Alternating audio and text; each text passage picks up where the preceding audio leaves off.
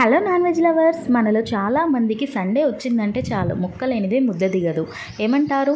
So అందులో ఒక special అయినా నేను ఈరోజు చేపల పులుసు ఎలా చేసుకోవాలో చూపించబోతున్నాను. ముందుగా ఒక మిక్సీ జార్ తీసుకొని దాంట్లో ఒక స్పూన్ ధనియాలు, ఒక స్పూన్ మెంతులు, ఒక స్పూన్ జీలకర్ర, ఈ మూడింటిని తీసుకొని మంచిగా అంటే మిక్సీ అయితే పట్టుకోవాలన్నమాట. సో వీటిని డ్రై రోస్ట్ చేయాల్సిన పని అయితే లేదు, డైరెక్ట్ మిక్సీ పెట్టుకోవాలి. దాంట్లో ఒలిచి పెట్టుకున్న వెల్లుల్లి రెబ్బలు ఒక 10 వరకు వేసుకోండి. అలాగే ఒక 2 ఆనియన్స్ తీసుకొని వీటిని ఇలా కాల్చి పెట్టుకోండి.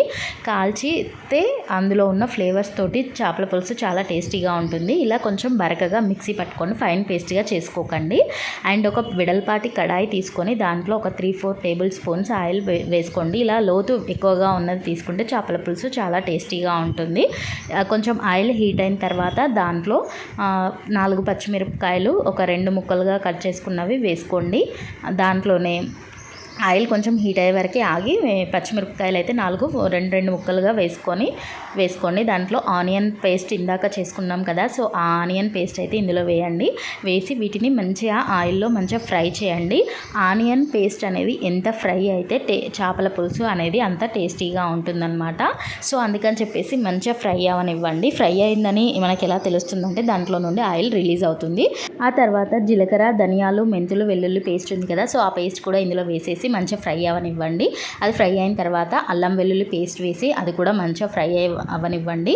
ఇవి ఎంత ఫ్రై అయితే మనకు టేస్ట్ అనేది అంత బాగుంటుంది. మాడిపోకుండా చూసుకోండి. దాంట్లో కొంచెం పసుపు, కారం, ఉప్పు కారం అనేది మంచిగా ఉంటేనే చేపల పులుసు అనేది టేస్టీగా ఉంటుందన్నమాట. మీ టేస్ట్కి తగ్గట్టుగా ఉప్పు కారం కూడా వేసుకోండి. కొంచెం స్పైసీగా తినేవాళ్ళు కారం ఎక్కువగా వేసుకోండి, లేదు అనుకున్న వాళ్ళు నార్మల్గా వేసుకోండి. ఇది మంచిగా ఫ్రై అయిన తర్వాత ఆయిల్ రిలీజ్ అవుతుంది కదా, ఆ స్టేజ్లో చింతపండు పులుసు ఉంటుంది కదా, సో చింతపండులోని పల్ప్ అంతా పోయేటట్టుగా పులుసు తీసుకొని వేసుకోండి.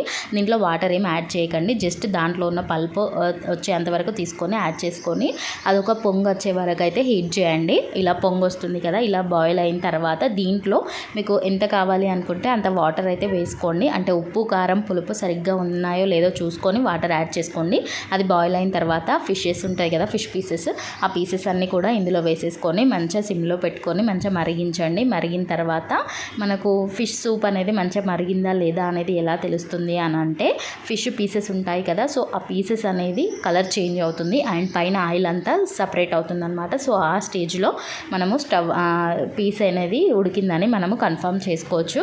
లాస్ట్లో దించే ముందు కొత్తిమీర ఉంటుంది కదా, సో ఆ కొత్తిమీరతో గార్నిష్ చేసుకుంటే మనకు అందరికీ ఎంతో ఇష్టమైన చేపల పులుసు అనేది రెడీ అయిపోతుంది. నచ్చిందా? అయితే లైక్ చేయండి.